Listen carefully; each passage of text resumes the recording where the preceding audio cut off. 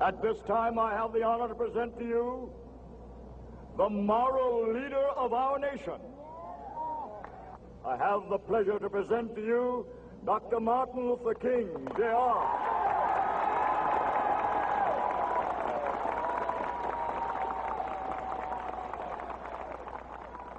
I am happy to join with you today in what will go down in history as the greatest demonstration for freedom in the history of our nation.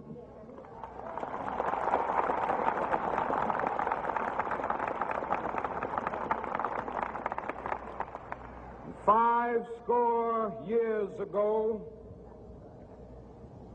a great American in whose symbolic shadow we stand today signed the Emancipation Proclamation.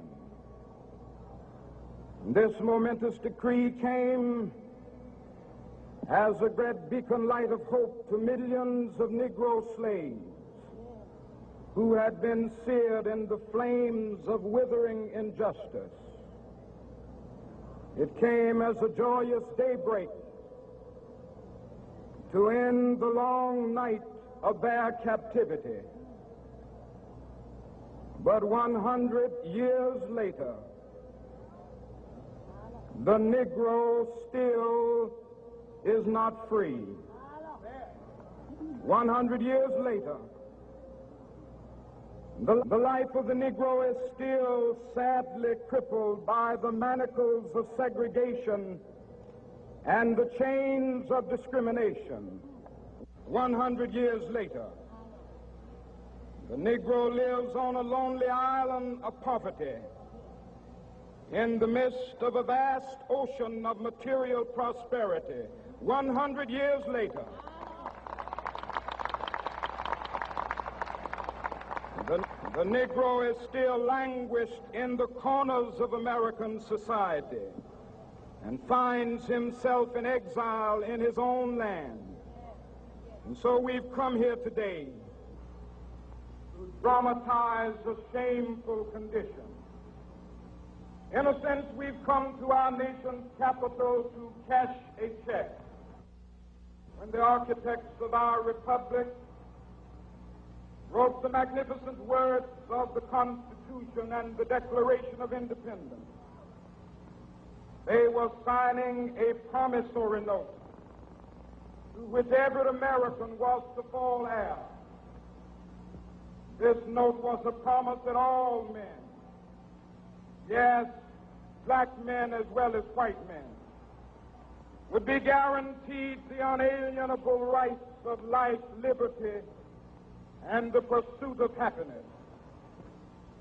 It is obvious today that America has defaulted on this promissory note insofar as her citizens of color are concerned.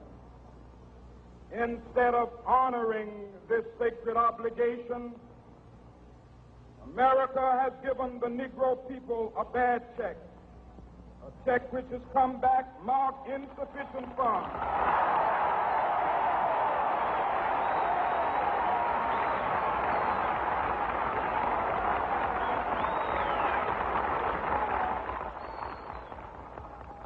But we refuse to believe that the Bank of Justice is bankrupt.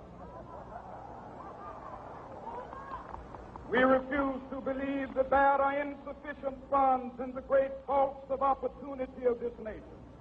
So we've come to cash this check, a check that will give us upon demand the riches of freedom and the security of justice.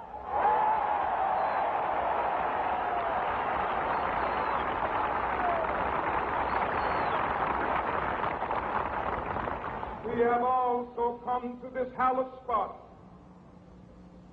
to remind America of the fierce urgency of now.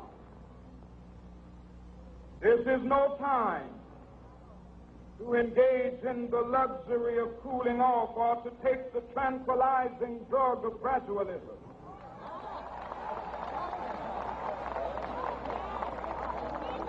Now is the time to make real the promises of democracy. Now is the time